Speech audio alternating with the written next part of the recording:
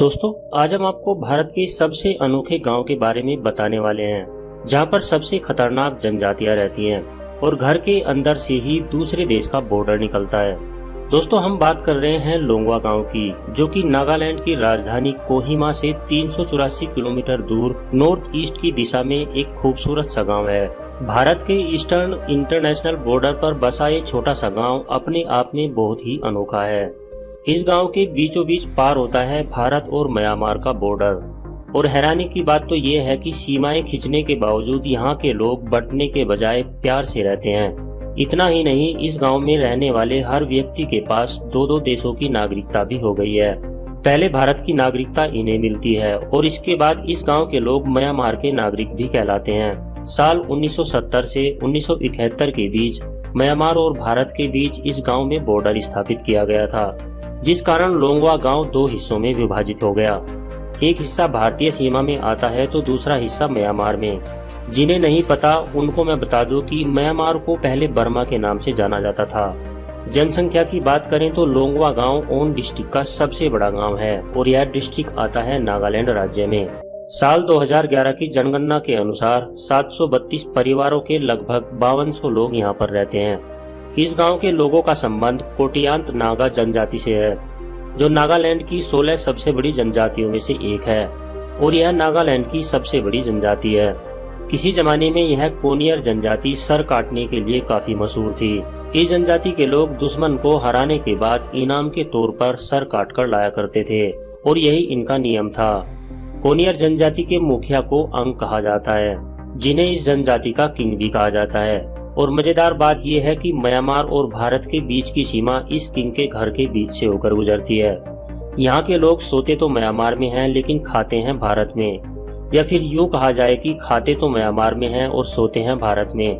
कोनियर जनजाति के अंग का राज 75 गाँव पर है, जिनमें से कुछ गाँव तो म्यांमार में आते हैं और कुछ अरुणाचल प्रदेश में भी आते हैं। अपनी जनजाति की कोई जरूरत या मांग के लिए किंग ही सरकार के पास जरूरतों को पहुँचाता है।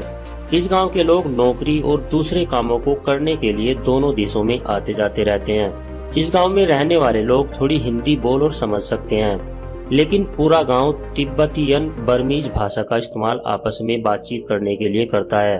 बॉर्डर और नागरिकता ये सब चीजें इस गाँव के लोग नहीं मानते और आपस में बहुत प्यार के साथ रहते हैं। और दो देशों के बीच में रहते हुए भी लोंगवा के लोग बॉर्डर की चिंता किए बिना एकदम आराम से रहते हैं।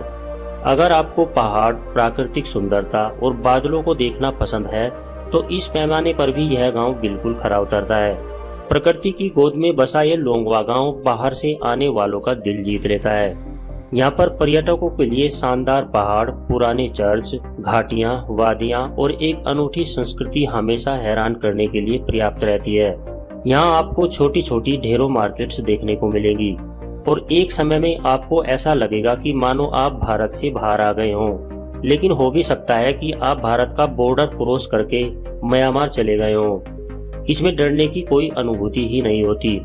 लोंगवा गांव के लोग प्यार से रहने के मामले में आज दुनिया के सामने एक मिसाल है, जो कि बॉर्डर जैसी सीमाओं से अपनी सीमा तय नहीं करते।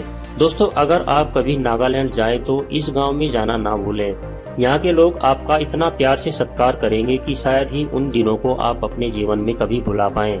दोस्तों, इस जनजाति के लोग हर साल एक खास त्योहार मनाते हैं, जिसे ओलियान नाम से जाना जाता है। और इस त्योहार में पूरी जनजाति एक साथ इकट्ठा होकर अपनी संस्कृति को प्रस्तुत करती है, जिसमें ये लोग गाने गाते हैं, डांस करते हैं, पोशाक पहनते हैं और मेले का आयोजन भी करते हैं।